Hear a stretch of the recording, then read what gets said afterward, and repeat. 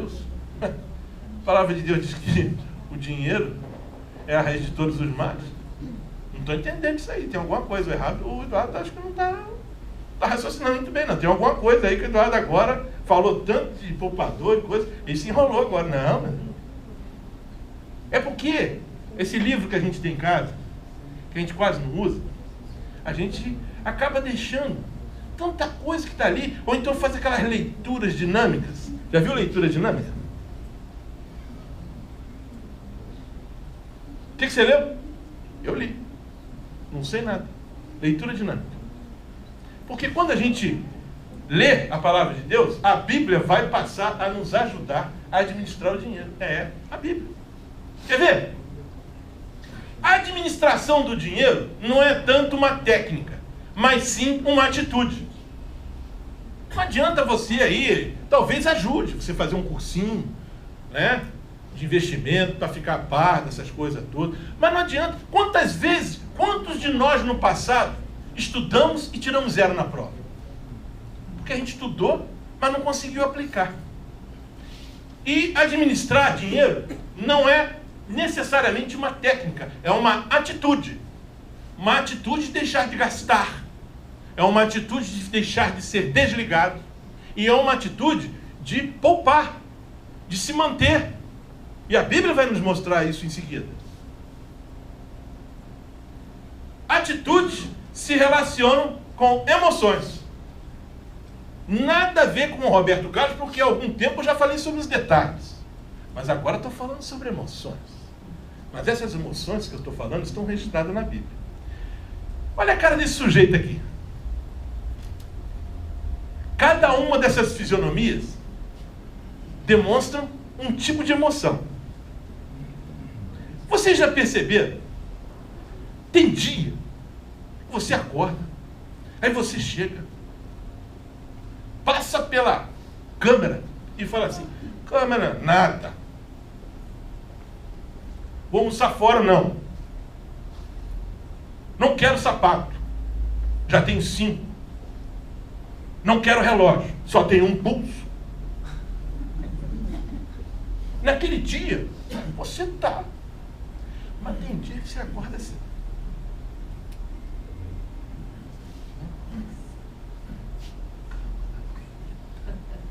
Que sapato.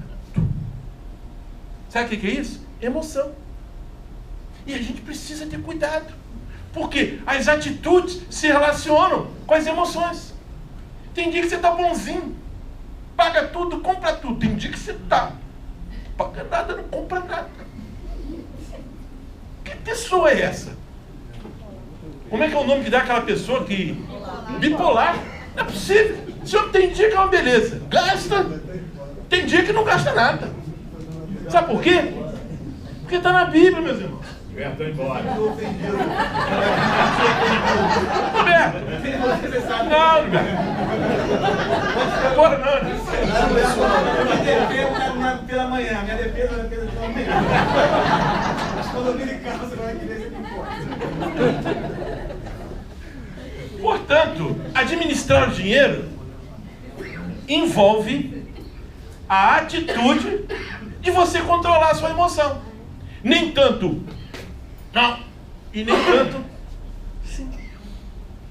E onde é que a gente aprende isso? Acima de tudo, meu filho.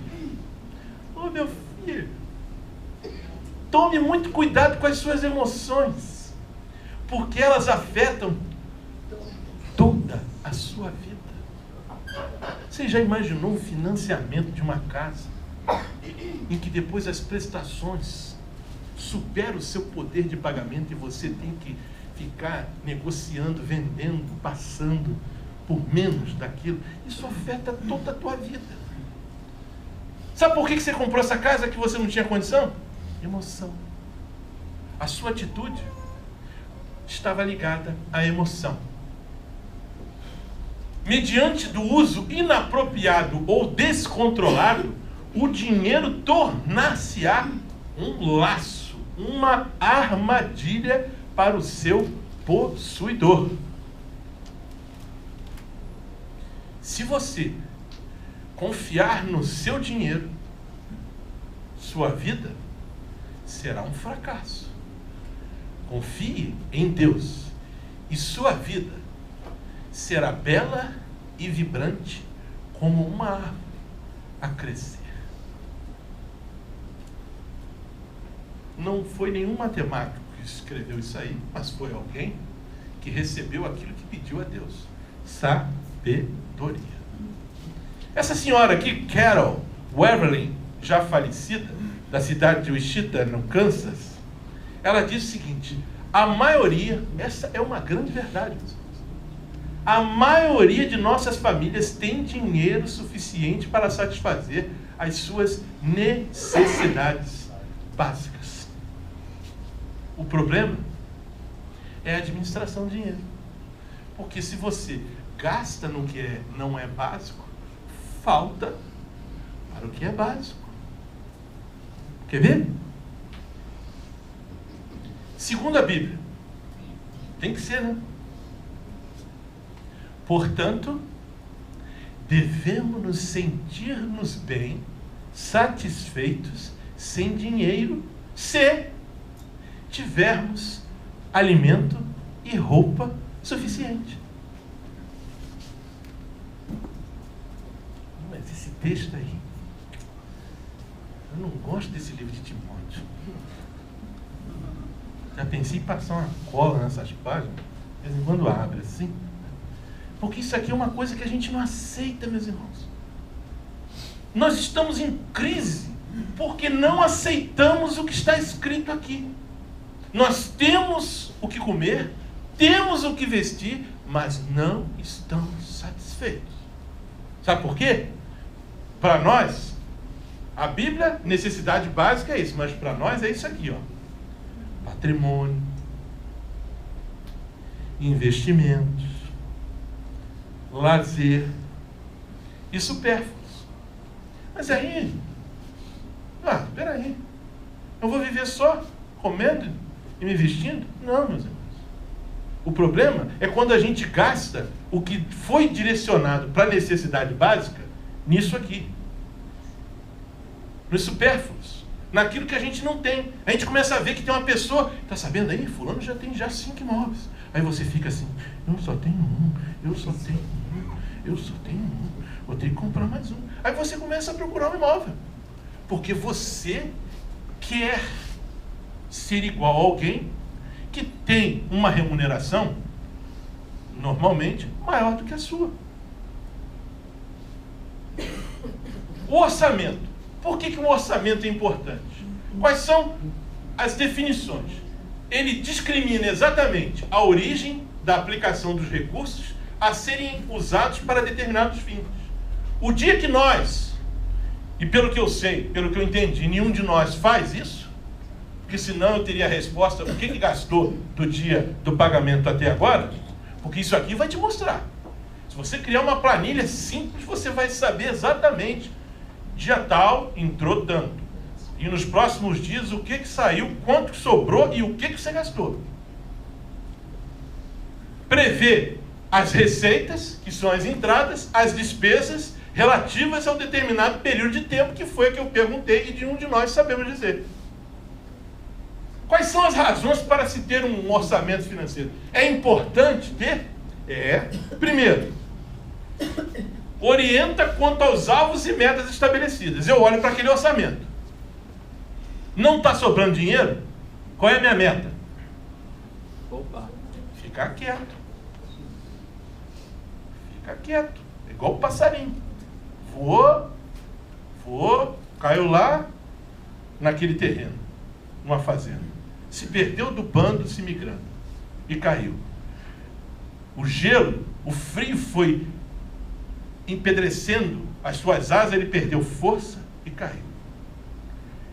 Quando ele estava quase morrendo, eis que surge uma vaca. A vaca vira-se para ele e defeca sobre ele. E ele fica totalmente coberto daquela palavra. Só que esta palavra que caiu sobre ele começa a aquecê-lo. E ele começa a reavivar. a revigorar, porque começou a aquecê-lo. E ele começou a se mexer. E ele coloca a cabeça para o lado de fora, segundo Marcondes, para respirar. Até então estava bom. Mas e aí, o que ele resolve fazer? Começa a cantar.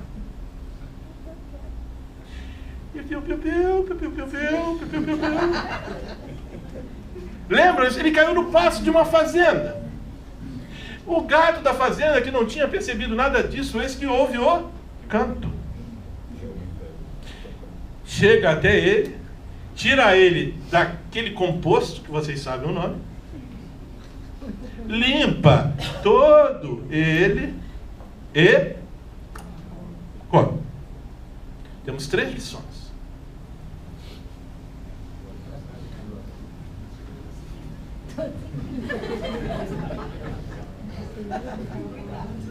Nem todo aquele que te joga aquele composto é teu inimigo.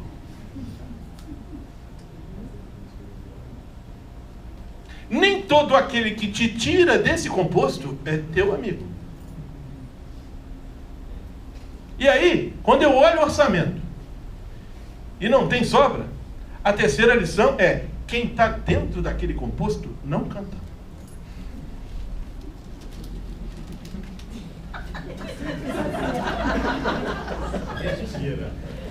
Estabeleça o controle dos gastos. Estabeleça o controle dos gastos. Porque o orçamento, ele vai tornar um processo.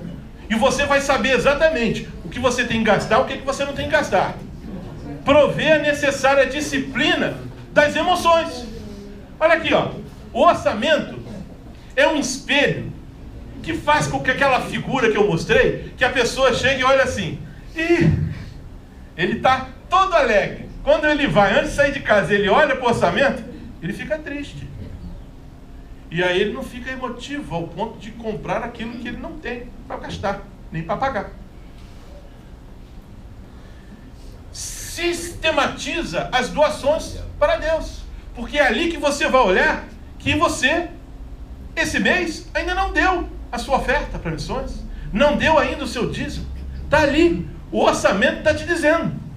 Ninguém está te dizendo. O orçamento, porque você colocou. É uma despesa que você tem, né, que é a devolução daquilo que você recebeu.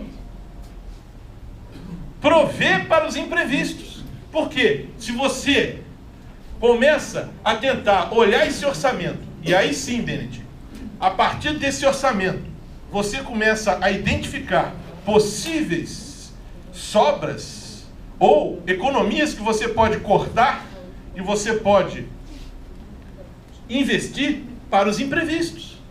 Porque quem tem um orçamento, aquele orçamento curto, não pode ficar doente. Não tem para comprar remédio porque está certinho. Como elaborar um orçamento? Determinar e classificar as receitas, os rendimentos. Determinar e classificar os gastos. Manter o equilíbrio entre as despesas e as receitas. O equilíbrio é gastar o que entrou. A gente ouve todo dia falar que o governo do nosso país está em déficit. Por quê? Gasta mais do que arrecada. E quantos de nós estamos fazendo como governo? Estamos gastando mais do que arrecadamos. Através, principalmente, daquele subterfúgio chamado cartão de crédito. Vamos determinar e classificar as receitas. Primeiro vamos determinar rendimentos fixos, rendimentos variáveis e rendimentos eventuais. Aqui estão determinados os 3 principais classes de rendimentos. Vamos ver o que é isso. O que é um rendimento fixo? É aquele que você recebe mensalmente. Salário, quem tem um emprego e que proporciona anuênio, adicional de salubridade, adicional de periculosidade. Para quem é profissional liberal, quais são os rendimentos fixos? Os contratos de serviço que ele tem, lá com prestação de serviço de advocacia, prestação de serviços imobiliários. Quem é aposentado? Benefícios, pensão e pecúlios. Isso é o que entra, fixo. Todo mês entra. Agora, quais são os rendimentos variáveis? Para quem é vendedor? Comissões. O salário é fixo, a comissão se vender. Gratificações de função. Sou promovido e passo a receber o meu salário e uma gratificação por aquela função que eu estou exercendo até o dia em que me tirarem daquela função. Participação em resultados da empresa. Aquelas empresas que assim o fazem. Isso, quando a empresa tem lucro, você recebe. Mas quando não tem, você não recebe. Então, é variável. E tem os rendimentos eventuais, que são hora extras, prêmios e bonificações. Tudo isso são receitas. Agora, as despesas. Primeiro vamos determinar quais são as despesas. São os gastos fixos mensais. Esse, você não tem para onde fugir. Assim como o salário cai, essa despesa cai. Dízimos e ofertas. Aluguel ou prestação imobiliária para quem ainda não tem a casa própria. Alimentação. Despesas de consumo. Água, luz, gás, telefone, condomínio. Transporte, combustível, educação, plano de saúde. Isso aqui é fixo, é mensal. Todo mês vem. Gastos fixos anuais. Só vem uma vez por ano. IPTU, IPVA, taxa de incêndio, seguros, materiais e livros escolares, que é o terror de todos os pais nos meses de janeiro até fevereiro. E os gastos eventuais? Lazer. Nem sempre, você não vai todo dia, todo mês. Vestuário. Espero que você não compre todo dia alguma coisa para vestir. Remédio. Também espero que você não esteja precisando comprar isso. Mas ele acontece, ele é eventual. Consertos e manutenções. Está tudo bem, aquele mês está enxutinho. Você está quase cantando igual o passarinho e a máquina de lavar quebra.